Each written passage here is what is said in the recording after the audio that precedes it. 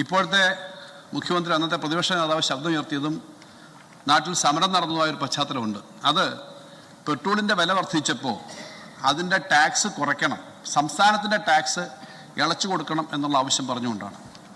Sir, അദ്ദേഹം അത് പറഞ്ഞൊരാളെന്ന നിലയിൽ ഇപ്പോൾ മുഖ്യമന്ത്രി ആയിരിക്കുമ്പോൾ വർദ്ധിച്ച അധിക നികുതി സംസ്ഥാനത്തിന് കിട്ടുന്നത് ഇളച്ചു കൊടുക്കുന്നത് ജനങ്ങളോടുള്ള മര്യാദയാണ് എന്ന് പറഞ്ഞത് സമരം ചെയ്ത മുഖ്യമന്ത്രി അത് സംബന്ധിച്ചുള്ള നിലപാട് പറയണ്ടേ? പെട്രോളിയം ഉൽപ്പന്നങ്ങളുടെ വില വർധനവും വാണിജ്യ ഗാർഹിക പാചകവാതകത്തിന്റെ വില വർധനവ് തീർച്ചയായിട്ടും നിത്യോപയോഗ സാധനങ്ങളുടെ വില വർദ്ധിപ്പിക്കുകയും നമ്മുടെ നാണ്യപ്പെരുപ്പം വർദ്ധിപ്പിക്കുകയും ചെയ്യാനുള്ള സാധ്യതകൾ വർദ്ധിച്ചിരിക്കുക.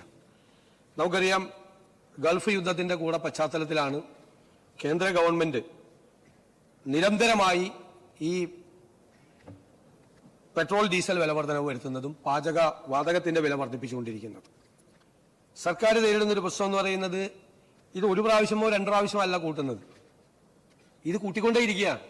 ഇപ്പൊ മെയ് 15 മുതൽ 4 പ്രാവശ്യമാണ് പെട്രോൾ ഡീസൽ വില വർധനവ് വരുത്തിയിട്ടുള്ളത്. മെയ് 15-ാം തീയതി കൂട്ടി, മെയ് 19-ാം തീയതി കൂട്ടി, 23-ാം തീയതി കൂട്ടി, 25-ാം തീയതി കൂട്ടി. അതിനുശേഷം ഏത് സമയത്തും ഇനിയും വർധനവ് ഉണ്ടാകും എന്നുള്ള റിപ്പോർട്ടുകളാണ് ഡൽഹിയിൽ നിന്നുണ്ടാകുന്നത്. ഇനിയും വില വർധനവ് ഉണ്ടാകും എന്നുള്ള റിപ്പോർട്ടുകളാണ്. അപ്പൊ ഇതിന്റെ ഒരു അനിശ്ചിതത്വം നിലനിൽക്കുകയാണ്.